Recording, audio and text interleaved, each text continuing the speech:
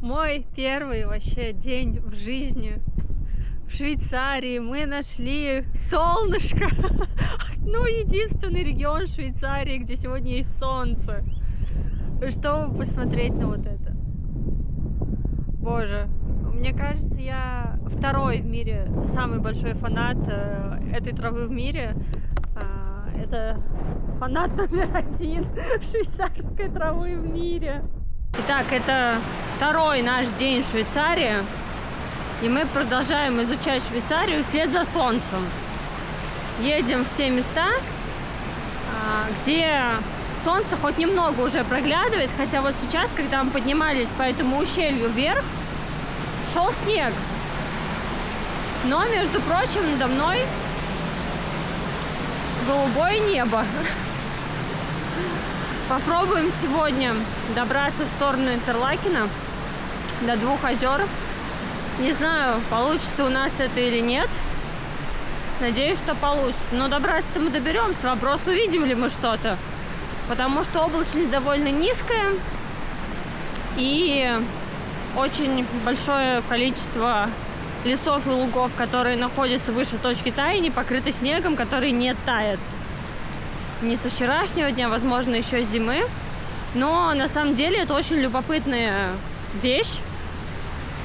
Именно для наблюдения высота, на которой происходит таяние снегов. Потому что мы ехали по Бернскому автобану, и справа и слева были луга с фермами.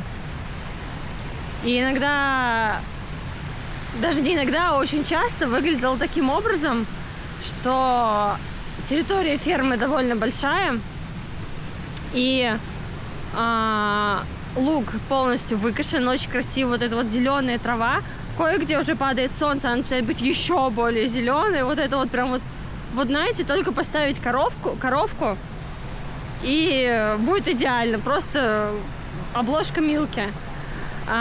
И вот плавно градиентом эта трава становится белой, и наверху холма это одно и то же хозяйство, но там уже все белое.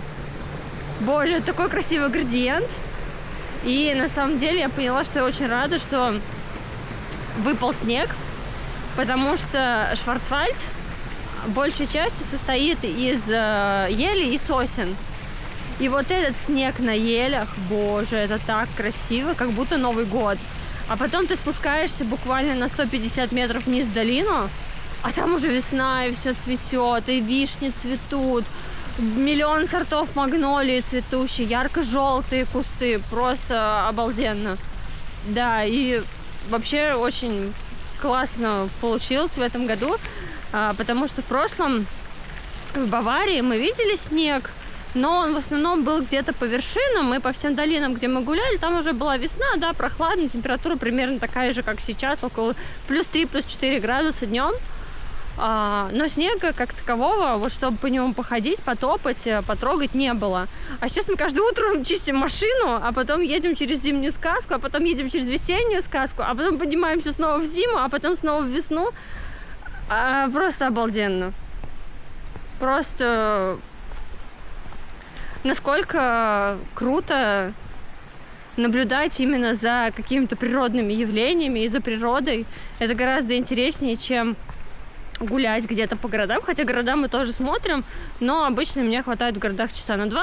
После этого я начинаю ныть, мне все не нравится, мне нужно срочно потрогать траву, эти машины, какие-то, не знаю, бездомные люди, попрошайки, что удивительно, и в Швейцарии тоже.